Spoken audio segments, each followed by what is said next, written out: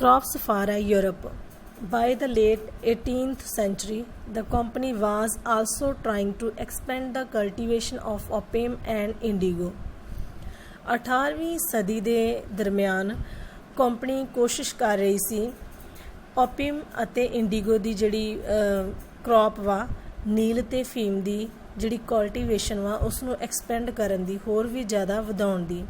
ਇਨ ਦਾ ਸਬਸੀਕੁਐਂਟ 150 year ਉੱਤਰਕਾਲੀਨ ਦੇ 150 ਸਾਲਾਂ ਦੇ ਵਿੱਚ ਦ British also proceeded or forced the cultivators to produce other crops. British company ਕੀ ਕਰ ਰਹੀ ਸੀ? ਪ੍ਰੋਸੀਡਡ ਕਰ ਰਹੀ ਸੀ, ਸ਼ੁਰੂ ਰੱਖਣਾ ਚਾਹੁੰਦੀ ਸੀ ਜਿਹੜੀਆਂ ਫਸਲਾਂ ਦੀ ਪੈਦਾਵਾਰ ਵਾ ਉਹਦੇ ਵਾਸਤੇ ਕਲਟੀਵੇਟਰਸ ਨੂੰ ਮਜਬੂਰ ਕਰ ਰਹੀ ਸੀ, like jute, tea, sugar cane, cotton, wheat, rice to be supplied to Europe. Some picture of crops like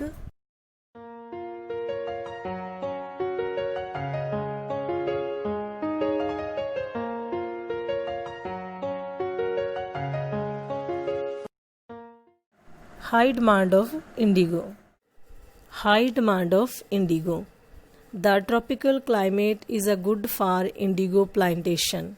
By the 13th century, Indian indigo was being used in Italy, France and Britain.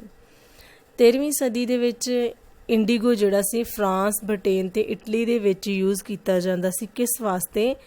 was being used by cloth manufacturing in India, in Italy, France and Britain.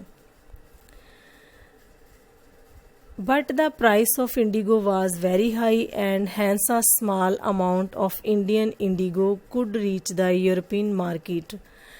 European market ਦੇ ਵਿੱਚ ਜਿਹੜਾ ਇਹਦਾ small amount ਸੀ, ਬਹੁਤ ਘੱਟ ਜਿਹੜਾ IndiGo ਸੀ ਉਹ European market ਵਿੱਚ ਪਹੁੰਚਦਾ ਸੀ ਅਤੇ ਜਿਹਦੇ ਕਾਰਨ ਕਿ ਉਹਦਾ ਪ੍ਰਾਈਸ ਬਹੁਤ ਜ਼ਿਆਦਾ ਹਾਈ ਹੁੰਦਾ ਸੀ। Woad is another plant which used for making violet and blue dyes. Woad ਨਾਂ ਦਾ ਪਲਾਂਟ ਸੀ ਜਿਹੜਾ ਕਿਸ ਚੀਜ਼ ਲਈ ਵਰਤਿਆ ਜਾਂਦਾ ਸੀ? ਵਾਇਲਟ ਕਲਰ ਵਾਸਤੇ ਤੇ ਬਲੂ ਡਾਈਜ਼ ਵਾਸਤੇ। ਇਹਦੀ ਜਗ੍ਹਾ ਇੰਡੀਗੋ ਦੀ ਜਗ੍ਹਾ ਵੋਡ ਨਾਂ ਦੀ ਜਿਹੜੀ ਲੱਕੜੀ ਸੀ ਉਸ ਤੋਂ ਇਹ ਕਲਰ ਜਿਹੜਾ ਤਿਆਰ ਕੀਤਾ ਜਾਂਦਾ ਸੀ। Woad is a plant of temperate zone ਦੇ ਵਿੱਚ ਹੁੰਦਾ ਵਾ and hence was easily available in the Europe. Woad was grown in a northern Italy, southern France and in parts of Germany and Britain. The wood producers in Europe were worried by the competition from indigo and hence pressurized their government to ban the import of indigo. Ward ਕਿੱਥੇ ਸਭ ਤੋਂ ਜ਼ਿਆਦਾ ਹੁੰਦਾ ਵਾ? Northern Italy ਦੇ ਵਿੱਚ, southern France ਦੇ ਵਿੱਚ ਵੀ ਕਾਫੀ ਪਾਰਟਸ ਮਿਲਦੇ ਆ ਇਹਦੇ, ਜਰਮਨੀ ਦੇ ਵਿੱਚ ਵੀ ਔਰ ਬ੍ਰਿਟੇਨ ਦੇ ਵਿੱਚ ਵੀ।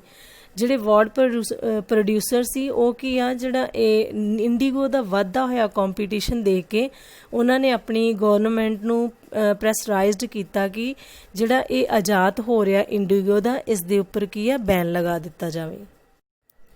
ਦ British indigo factory in India. But indigo was preferred by the cloth dyers. Cloth dyers ਦੁਆਰਾ ਇੰਡੀਗੋ ਨੂੰ ਪ੍ਰੈਫਰੈਂਸ ਦਿੱਤੀ ਗਈ। while indigo produced a rich blue color. indigo rich blue color ਨੂੰ produce ਕਰਦਾ ਸੀ ਤੇ wood produced pale and dull blue. By the 17th century, European cloth producers pressurized their government to relax the ban on indigo import. 17ਵੀਂ ਸਦੀ ਦੇ ਵਿੱਚ European cloth producer ਸੀ ਜਿਹੜੇ ਉਹਨਾਂ ਨੇ ਆਪਣੀ ਗੌਰਨਮੈਂਟ ਨੂੰ ਪ੍ਰੈਸਟਰਾਈਜ਼ਡ ਕਰਨਾ ਸ਼ੁਰੂ ਕਰ ਦਿੱਤਾ ਕਿ ਇੰਡੀਗੋ ਦਾ ਜਿਹੜਾ ਇੰਪੋਰਟ ਆ ਉਹਦੇ ਉੱਤੋਂ ਬੈਨ ਹਟਾ ਕੇ ਰਿਲੈਕਸ ਕਰ ਦਿੱਤਾ ਜਾਵੇ।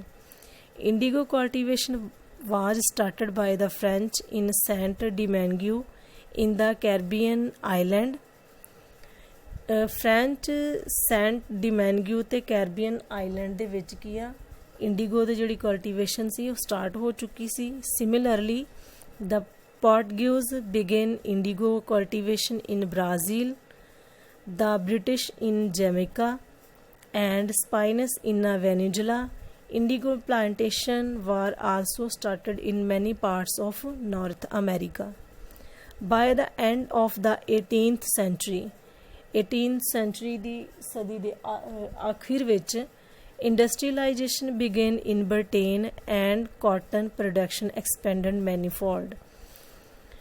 ਜਿਹੜੀ ਉਦਯੋਗੀਕਰਨ ਸੀ ਉਹ ਬ੍ਰਿਟੇਨ ਦੇ ਵਿੱਚ ਸ਼ੁਰੂ ਹੋ ਚੁੱਕਾ ਸੀ ਅਤੇ ਕਾਟਨ ਪ੍ਰੋਡਕਸ਼ਨ ਵੀ ਬਹੁਤ ਜ਼ਿਆਦਾ ਐਕਸਪੈਂਡਡ ਹੋ ਚੁੱਕਾ ਸੀ, ਬਹੁਤ ਜ਼ਿਆਦਾ ਫੈਲ ਚੁੱਕਾ ਸੀ. This created an enormous demand for cloth dyes. Cloth dyes ਵਾਸਤੇ ਡਿਮਾਂਡਸ ਬਹੁਤ ਜ਼ਿਆਦੀਆਂ ਵੱਧ ਚੁੱਕੀਆਂ ਸੀ. The exacting supplies of indigo from the West Indies and America collapsed due to various reason. ਕੀ ਹੋਇਆ ਕਿ ਜਦੋਂ ਬਹੁਤ ਜ਼ਿਆਦੀਆਂ ਡਿਮਾਂਡਸ ਵੱਧ ਚੁੱਕੀਆਂ ਸੀ, ਉੱਧਰ ਅਮੈਰੀਕਾ ਅਤੇ ਵੈਸਟ ਇੰਡੀ ਦੇ ਵਿੱਚ ਜਿਹੜੇ ਬਹੁਤ ਸਾਰੀ ਵੈਰਾਈਟੀਜ਼ ਸੀ ਉਹਨਾਂ ਦਾ ਵੀ ਕੀ ਆ ਕੋਲੈਪਸਡ ਹੋਣਾ ਸ਼ੁਰੂ ਹੋ ਗਿਆ, ਉਹ ਜਿਹੜਾ ਵੈਰਾਈਟੀਜ਼ ਸੀ ਉਹ ਬੰਦ ਹੋ ਗਈਆਂ. The indigo production in the world fell by half between 1783 and 1789. 1789 ਤੇ 1783 ਦੇ ਵਿੱਚ ਜਿਹੜਾ ਪ੍ਰੋਡਕਸ਼ਨ ਸੀ ਉਹ ਬਿਲਕੁਲ ਅੱਧਾ ਰਹਿ ਗਿਆ ਸੀ. ਕਿਸ ਦਾ ਪ੍ਰੋਡਕਸ਼ਨ? ਇੰਡੀਗੋ ਦਾ. This meant that there was increasing demand for Indian indigo. ਇਹਦਾ ਮਤਲਬ ਇਹ ਹੋਇਆ ਕਿ ਜਦੋਂ ਇਹ ਚੀਜ਼ ਬਿਲਕੁਲ ਖ਼ਤਮ ਹੁੰਦੀ ਜਾ ਰਹੀ ਸੀ ਅਤੇ ਉੱਧਰ ਇੰਡੀਗੋ ਦੀਆਂ ਜਿਹੜੀਆਂ ਡਿਮਾਂਡ ਸੀ ਉਹ ਵੱਧਦੀਆਂ ਜਾ ਰਹੀਆਂ ਸੀ. 2 images of cotton prints.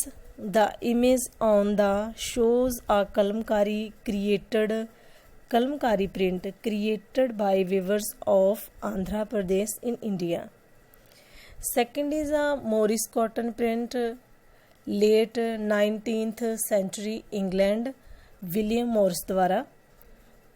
Famous spot of the artist. Britain, there is a one thing common in the picture.